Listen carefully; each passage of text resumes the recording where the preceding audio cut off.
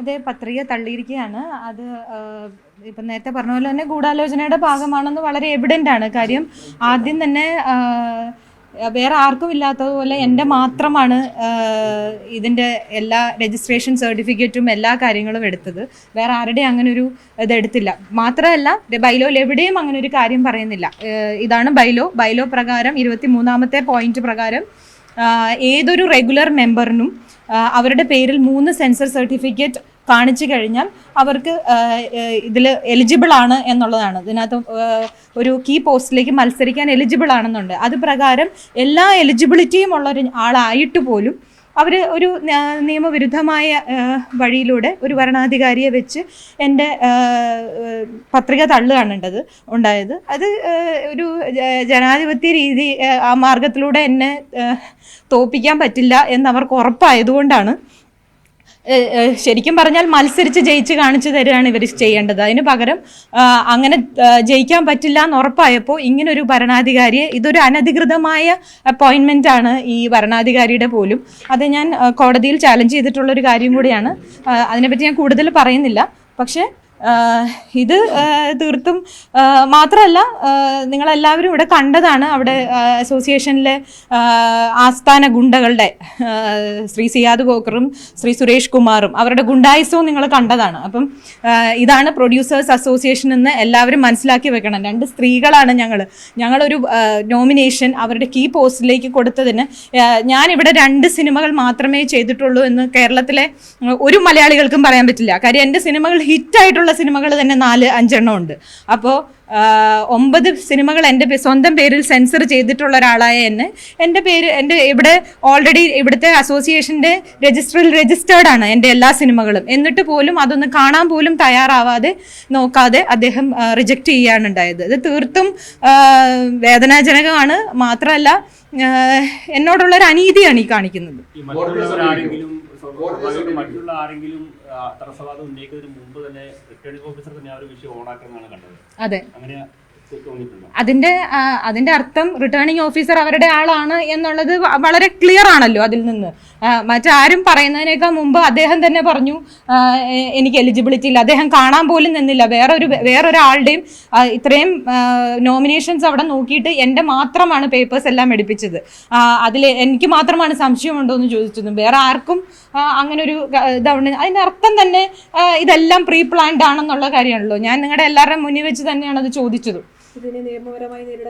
തീർച്ചയായിട്ടും നിയമപരമായി തന്നെ നേരിടും. കാര്യം ഇതൊരു അനീതിയാണ്. ഇത് ഇവിടെ കോടതി നിയമമൊക്കെ നിലനിൽക്കുന്ന സ്ഥലം തന്നെയല്ലേ. ഇങ്ങനെയൊരു അനീതിക്ക് ഇവർക്കത് ഈ അസോസിയേഷനിൽ വർഷങ്ങളായിട്ട് ഇവർ നടത്തിക്കൊണ്ട് പോരുന്ന കാര്യങ്ങളാണ്. അതിനെ ചോദ്യം ചെയ്യാൻ ആളുകൾ വന്നത് ഇപ്പോഴാണ്. എക്സിക്യൂട്ടീവിലേക്ക് ഞാൻ ഇട്ടിട്ടുണ്ട്. പക്ഷെ ഞാൻ പ്രസിഡന്റായിട്ട് തന്നെ മത്സരിക്കാനാണ് എൻ്റെ തീരുമാനം. പ്രസിഡന്റായിട്ട് അവരെന്നെ മത്സരിച്ച് തോപ്പിച്ച് കാണിക്കട്ടെ, അല്ലാതെ ഇങ്ങനെയല്ലല്ലോ ചെയ്യേണ്ടത്. രാകേഷിന് ധൈര്യം ഉണ്ടെങ്കിൽ എന്നെ മത്സരിച്ച് തോപ്പിച്ച് കാണിച്ചു തരട്ടെ. അത് അല്ലാതെ ഇങ്ങനെ അവരുടെ ഒരാളെ വെച്ച്, ഭരണാധികാരിയെ വെച്ച് ഒരു നിഷ്പക്ഷനല്ല എന്നതിന് കൃത്യമായ തെളിവാണല്ലോ 25 വർഷമായി ഒരാൾ ഇരിക്കുന്നത് തന്നെ. പിന്നെ നമ്മുടെ ബൈലോ പ്രകാരം അങ്ങനെ ഒരു ഭരണാധികാരിയെ വെക്കാൻ എവിടെയും പറഞ്ഞിട്ടില്ല. കോടതിയെ സമീപിച്ച് ചെയ്യുമ്പോൾ അതിനൊരു കാലതാമസം ഉണ്ട്. അപ്പൊ അതുകൊണ്ടാണ് അദ്ദേഹം ചോദിച്ച എക്സിക്യൂട്ടീവ് സ്ഥാനത്തേക്കെങ്കിലും അതിനൊരു സർട്ടിഫിക്കറ്റ് പറയുന്നുണ്ട്. അതിലേക്ക് ഉറച്ചു നിൽക്കുന്നുണ്ടോ? ഉണ്ട്. അതിൽ എന്തായാലും ഈ അസോസിയേഷനിൽ കയറുക എന്നുള്ളത് തന്നെയാണ്. അത് ഞാൻ മത്സരിക്കും. അത് ഞാൻ മത്സരിച്ച് തന്നെ കയറും. മത്സരിച്ച് അത് എല്ലാവരും അറിയേണ്ടതാണ്. ഇവിടുത്തെ ഞാൻ നേരത്തെ പറഞ്ഞതുപോലെ തന്നെ ഇവിടെ ഒരു ഭരണവിരുദ്ധ വികാരം മൊത്തമായിട്ട് കുറച്ചു പേരുടെ ഒരു കോക്കസിനകത്താണ് മലയാള സിനിമ മൊത്തം ഇരിക്കുന്നത്. ആ കോക്കസ് ഇവിടെ വളരെ സജീവമായിട്ട് വർക്ക് ചെയ്യുന്നുണ്ട്. അതാണ് ഇപ്പൊ നിങ്ങൾ എല്ലാവരും ഇവിടെ വിറ്റ്നസ് ചെയ്തത്. എന്താണ് ഇവിടെ കണ്ടത്? ഇപ്പൊ സുരേഷ് കുമാറും സിയാദ് കോക്കറും അടക്കമുള്ള ആളുകൾ കാണിക്കുന്ന ഗുണ്ടായുസവും ഇപ്പൊ നിങ്ങൾ എല്ലാവരും കണ്ടാണ്. ഇതാണ് മറ്റുള്ള എല്ലാ നിർമ്മാതാക്കളോടും ചെയ്യുന്നത്. ഇവിടെ ഒരു നോമിനേഷൻ കൊടുക്കാൻ പോലും ആരെയും സമ്മതിക്കാറില്ല. എനിക്ക് വേറെ വഴിയില്ലല്ലോ. എനിക്ക് കോടതിയെ സമീപിക്കുക എന്നുള്ളത് മാത്രമല്ലേ വഴിയുള്ളൂ. കാരണം ഇവിടെ ഒരു റിട്ടേണിംഗ് ഓഫീസറെ വെച്ചേക്കുന്നത് പോലും അവർ തന്നെ വെച്ചിരിക്കുന്ന ആളാണ്. അപ്പൊ എനിക്ക് അവിടെ നീതി കിട്ടുന്നില്ലല്ലോ. ഇപ്പൊ നിങ്ങൾ എല്ലാവരും കണ്ടതാണ്. അപ്പൊ നീതി കിട്ടാത്തടത്ത് എനിക്ക് കോടതിയെ സമീപിക്കാനേ വഴിയുള്ളൂ. പിന്നെ ഇലക്ഷൻ പ്രോസസ്സ് ഓൾറെഡി സ്റ്റാർട്ട് ആയതുകൊണ്ട് എനിക്ക് അറിയത്തില്ല. ഇതെല്ലാം ഇനി കോടതിയുടെ ഒരു 100% മെറിറ്റ് ഉള്ളൊരു കേസാണ് എൻ്റെത്. ഞാൻ സിനിമകൾ ചെയ്തിട്ടുള്ളതാണെന്ന് ഇവിടെയുള്ള മലയാളികൾക്ക് എല്ലാവർക്കും അറിയാവുന്നതാണ്. ഞാൻ 3-ൽ കൂടുതൽ സിനിമകൾ ചെയ്തിട്ടുള്ള ഒരു നിർമ്മാതാവാണ്. എൻ്റെ പേരിൽ 9 സിനിമകളോളം സെൻസർ സർട്ടിഫിക്കറ്റ് ഉള്ള ഒരാളാണ്.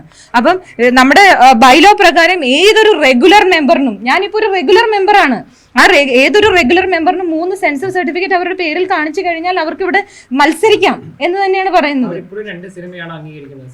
സന്ദ്ര തോമസ് പ്രൊഡക്ഷൻസ് എന്ന പേരിൽ ഇറങ്ങിയ 2 സിനിമകൾ മാത്രമാണ് രേഖാമൂലം ഇവിടെ ഉള്ളതെന്നാണ് അവർ പറയുന്നത്, ഭരണാധികാരി പറയുന്നത്. സെൻട്രൽ ബോർഡ് ഓഫ് സർട്ടിഫിക്കേഷൻ ആണ് എനിക്ക് തന്നിരിക്കുന്നത്. ബാക്കിയുള്ള സർട്ടിഫിക്കറ്റ് എല്ലാം അത് ഇവർ അംഗീകരിക്കാതിരുന്നത് കൊണ്ട് അതൊന്നും മങ്കിപ്പൻ എന്ന് പറയുന്ന സിനിമ എന്റെ അല്ലാതാവുന്നില്ലല്ലോ, ആട് എന്ന് പറയുന്ന സിനിമ എന്റെ അല്ലാതാവുന്നില്ലല്ലോ. വിജയബാബു വാങ്ങി എന്നാണ് ഒരിക്കലും സെൻസർ സർട്ടിഫിക്കറ്റ് എഴുതിയ ആളുടെ ഞാൻ ഇനി ആ ആളുടെ പേരിലേക്ക് എഴുതി കൊടുക്കുകയാണെന്ന് പറഞ്ഞ് എനിക്ക് എഴുതി കൊടുക്കാൻ പറ്റില്ലല്ലോ.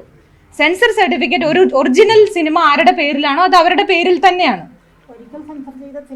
പിന്നീട് ആർക്കും മാറ്റാൻ പറ്റില്ല.